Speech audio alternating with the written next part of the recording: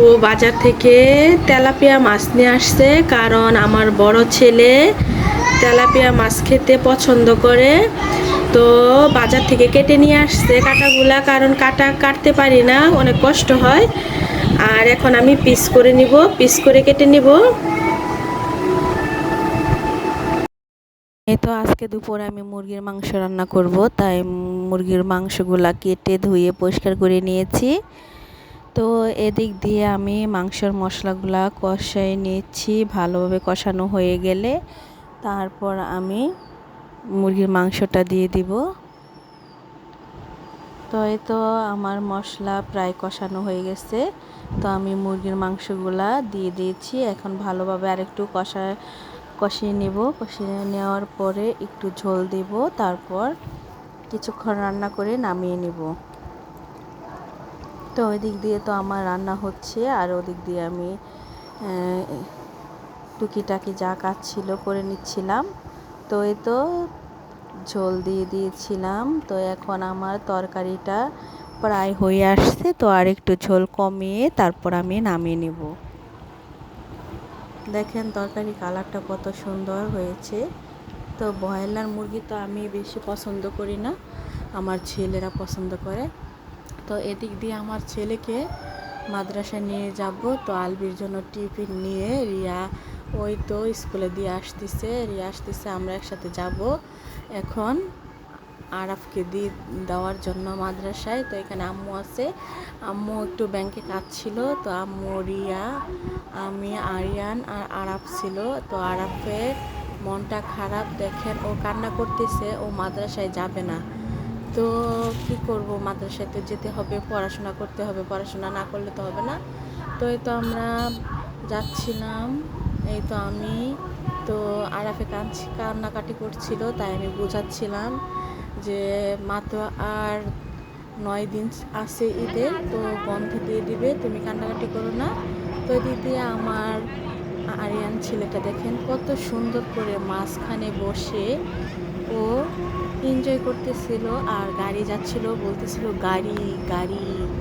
দেখেন কত কিউট, মাশাআল্লাহ। আমার ছেলেকে অনেক সুন্দর দেখা যাচ্ছিল, আমার দুনো ছেলেকে। আমার ওই ছেলে তো একদম রাগ করে বসে আছে আমার সাথে, ও আজকে মাদ্রাসায় যাবে না, কালকে যাবে। তো একদিন তো এমনিতেই বৃহস্পতিবার দিন এনেছিলাম, তো শুক্রবারে যাওয়ার কথা ছিল, যায়নি, শনিবারও যায়নি, তো রবিবারে দিয়ে আসার জন্য যাচ্ছি।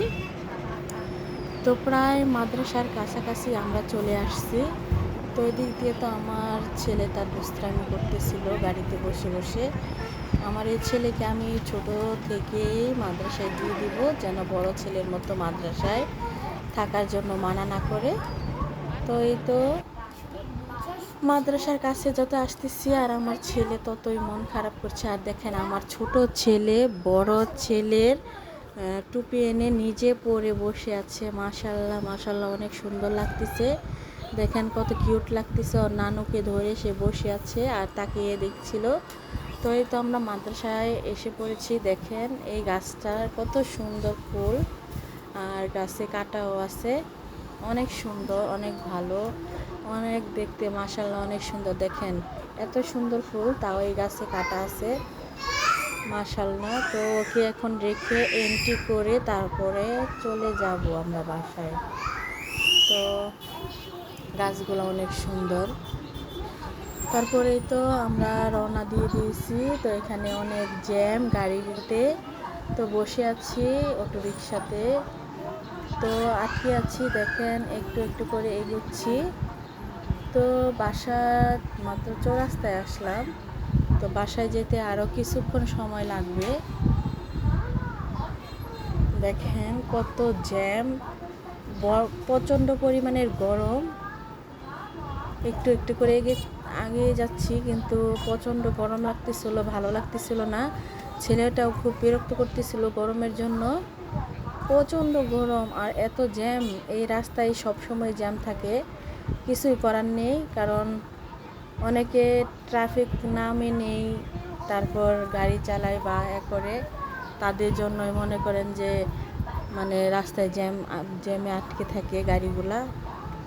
তো এই জন্য সাধারণ মানুষেরও কষ্ট হয়।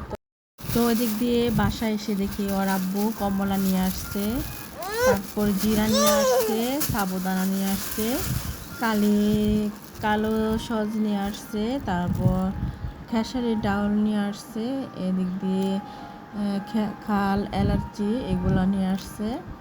তারপর এখন আমার ফুচকা খেতে ইচ্ছা করছিল, তাই এই তো ফুচকা আর ভেলপুরি আনা হয়েছে।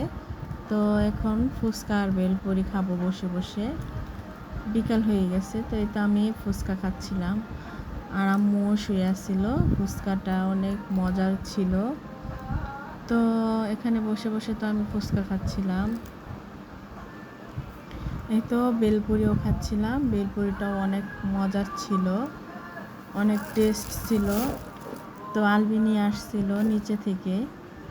তো আপনারা ভালো থাকবেন, আজকে এই পর্যন্তই। আসসালামু আলাইকুম, আল্লাহ হাফেজ।